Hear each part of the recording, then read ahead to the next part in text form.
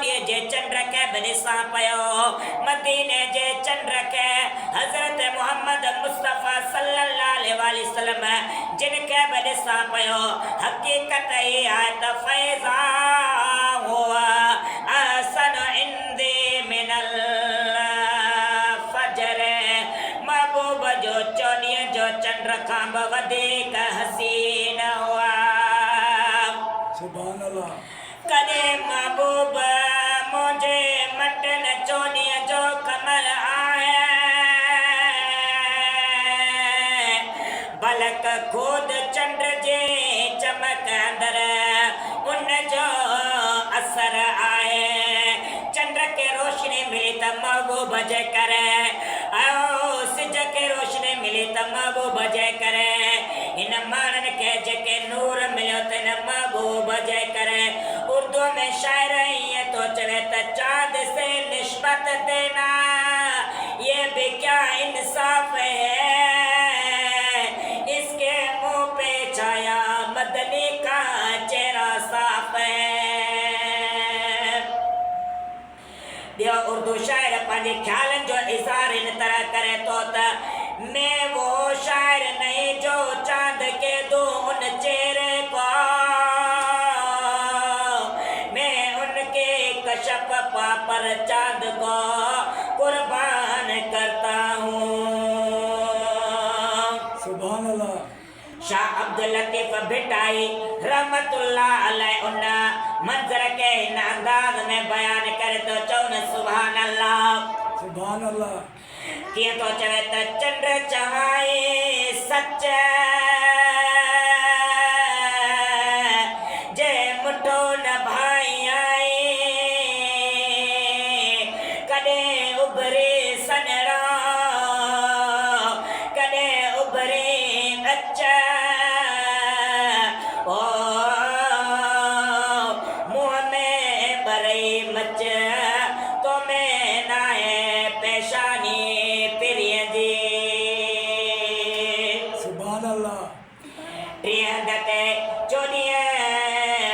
चंद्र जे हुस्न जमाल के साईं जिन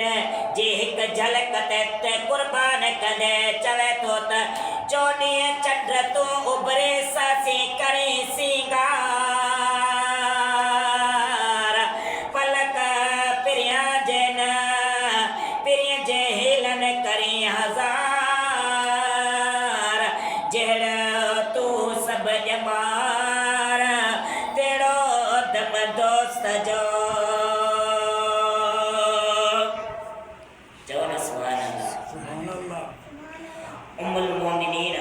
हजरत अम्मा आयशा सिद्दीका रज़ियल्लाहु ताला अन्हा फरमाती था आओ ओसर वक्त सब्जियों थी मुखा सोई करी पई मो हुनके घणो बोलियो मगर लही न सगी इतरे में हुजूर करीम सल्लल्लाहु अलैहि वसल्लम जिन घर में दाखिल थिया त संदन नूरानियत जे चेहरे जी कमाल रोशनी में सा सुई ज़ाहिर थी पई शायर तो चेता खणी नैन कुमार जा कयाओ नाज नजर सूरज शाको झुकियो को मारो कमर तारा कतू ताय बचा देखंदे दिल बर झुकियो त्यो जोर जान बजे जमाल सी साबित थियो त साहबा किराम रिज़वानुल्लाह अलैहि अजमैन जो अकीदो हुयो त महबूब करीम सल्लल्लाहु अलैहि वसल्लम जिन जो हुस्न आइन जिस्मानी तरह नूर वाला नूर आइन अल्लामा ज़रकानी लिखे तो त लम यज़हर लना तमाम हुस्न सल्लल्लाहु अलैहि वसल्लम लअन्नहु लज़हर लना तमाम हुस्न लमा अताक़त अलैना ज़ुर्रियत सल्लल्लाहु अलैहि वसल्लम यानी जे कॾहिं अल्लाह ताला जे तरफ़ां असांजे हालत रहम न थिए हा ऐं पाण सगोरनि जो पूरो हुस्न ज़ाहिर थी हा त असां आजिज़नि जो अखियूं हरगिज़ ताप सही न सघनि हा महबूबनि जो जे हिकिड़ो झलक जे असांजी दुनिया में अची वञे हा त महबूब जो